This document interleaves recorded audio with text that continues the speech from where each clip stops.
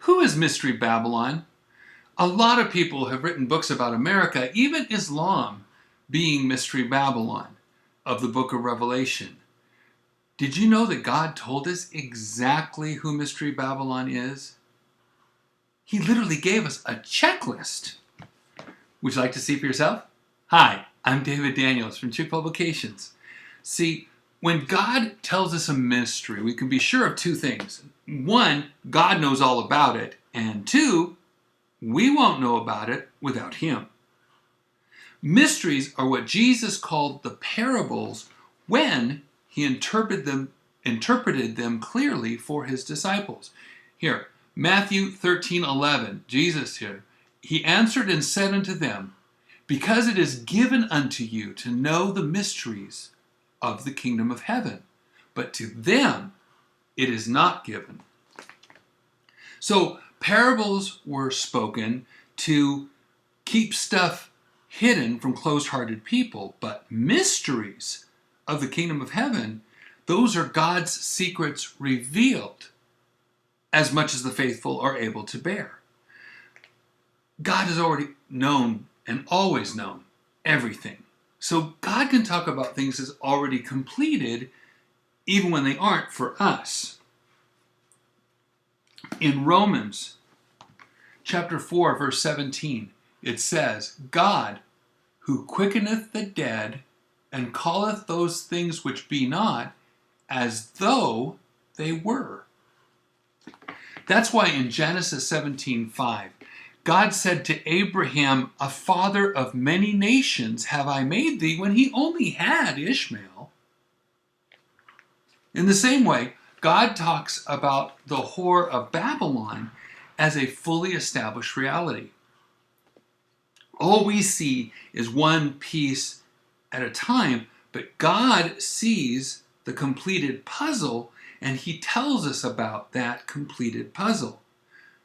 Would you like to see what 8 of the pieces are according to Revelation 17 and 18?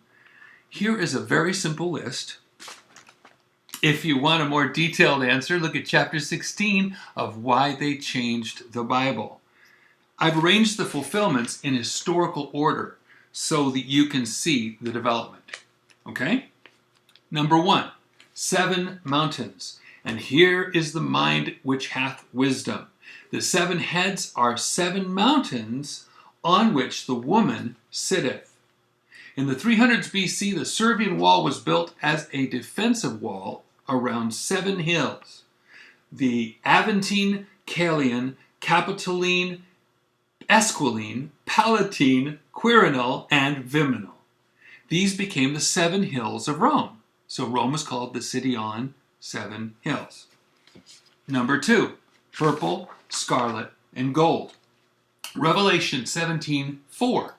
And the woman was arrayed in purple and scarlet color, decked with gold and precious stones and pearls. February 15th, 44 BC, Julius Caesar wore an expensive purple and gold toga to the Feast of Pan called Lupercalia. After this, all Caesars started wearing that expensive purple as a symbol of royalty, and scarlet and gold.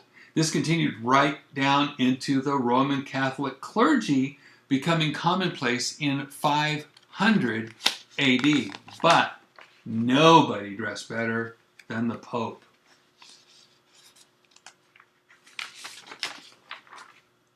Purple, scarlet, and gold. Number 3, religion declares itself mother. Revelation 17:5, and upon her forehead was a name written, Mystery Babylon the Great, the mother of harlots and abominations of the earth. 251 AD, Cyprian of Carthage declared in De Unitate Ecclesiae, the unity of the church, quote, he cannot have God for his father who does not have the church for his mother.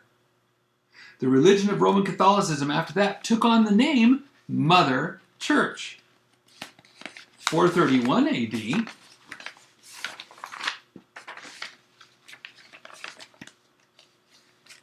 at the Council of Ephesus, where they once cried for 2 hours, "Great is Diana of the Ephesians"?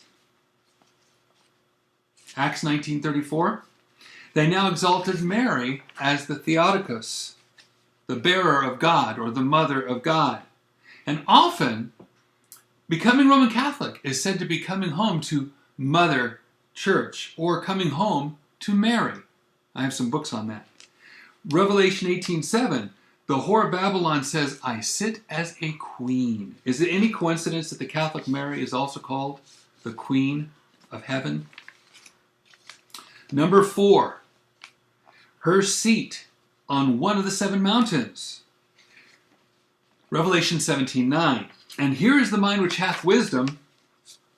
The 7 heads are 7 mountains on which the woman sitteth.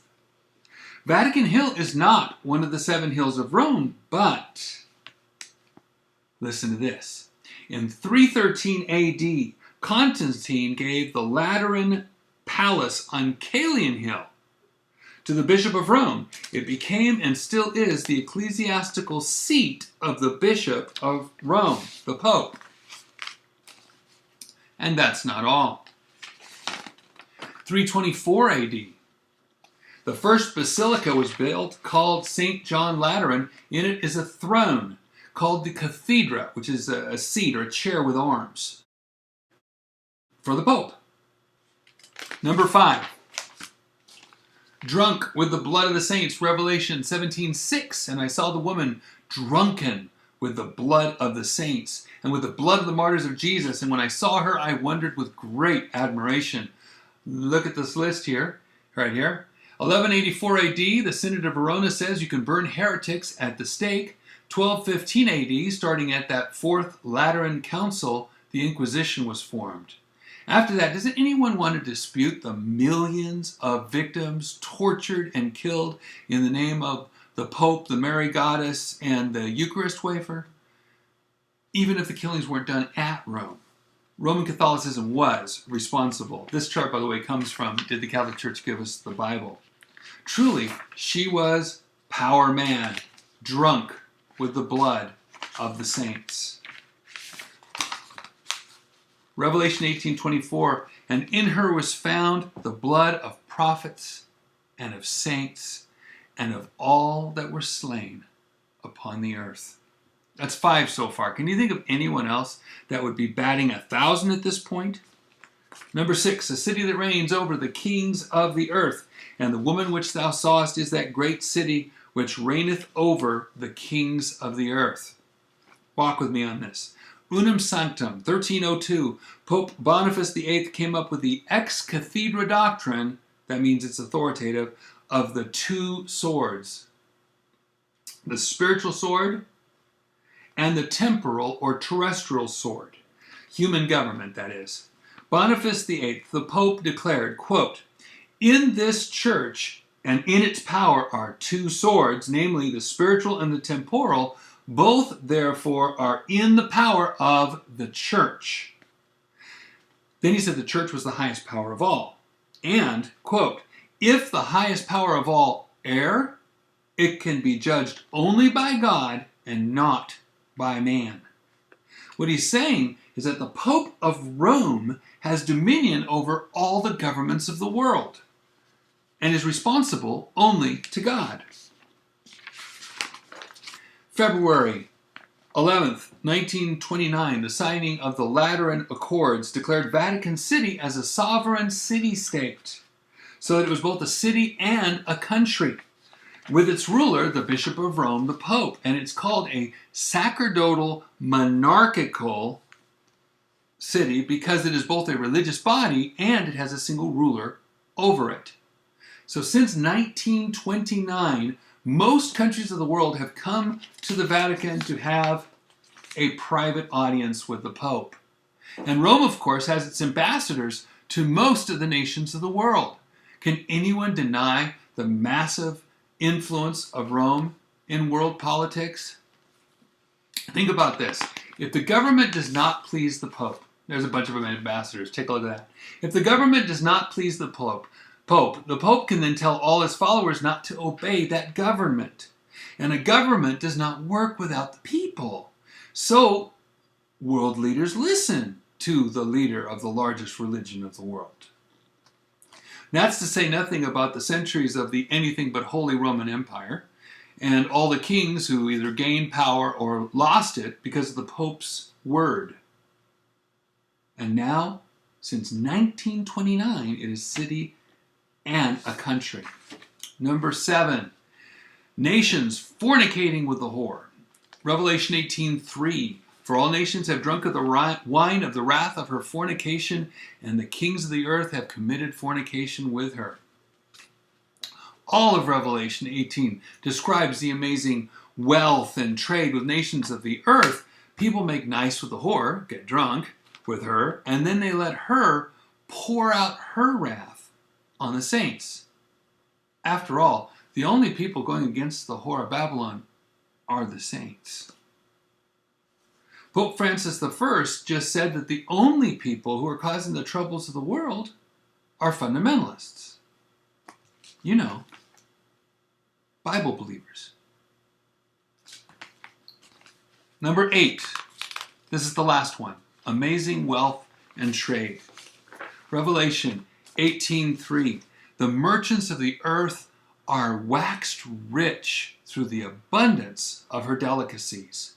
I used to have a problem with Revelation 18 until a friend said that was what clinched it for him. He said, look at all the items listed. Right there are what the Catholic Church buys to make its idols and buildings and clothing. Donnie Eubanks, a former sister superior who became a Christian, once showed a Catholic catalog of religious supplies. Crucifixes, idols, prayer beads. All this stuff was made out of, take a look, right there. It was all made out of what Mystery Babylon got rich off of. Everything was made out of ivory, precious wood, stones, gold, silver.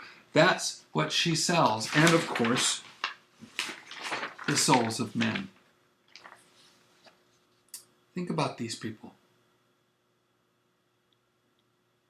Their souls are very valuable to God. The precious Roman Catholics need the word.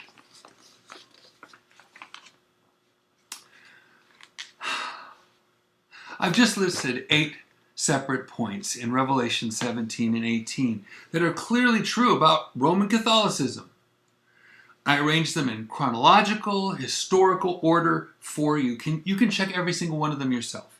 Look, send this video to your friends and ask them, is there anybody else who fulfills all of these? God knew all of this and gave us a heads up in the book of Revelation. In 2 chapters, he told us what to look for before the end. Mystery Babylon has mostly taken shape. But something else still must occur. Matthew 24:14. And this gospel of the kingdom shall be preached in all the world for a witness unto all nations, and then shall the end come. You need God's holy and preserved words to counter this whore. By the way, what is the one Bible that Rome hates above all? The King James Bible. Quite an endorsement, isn't it? God bless you and have a wonderful day.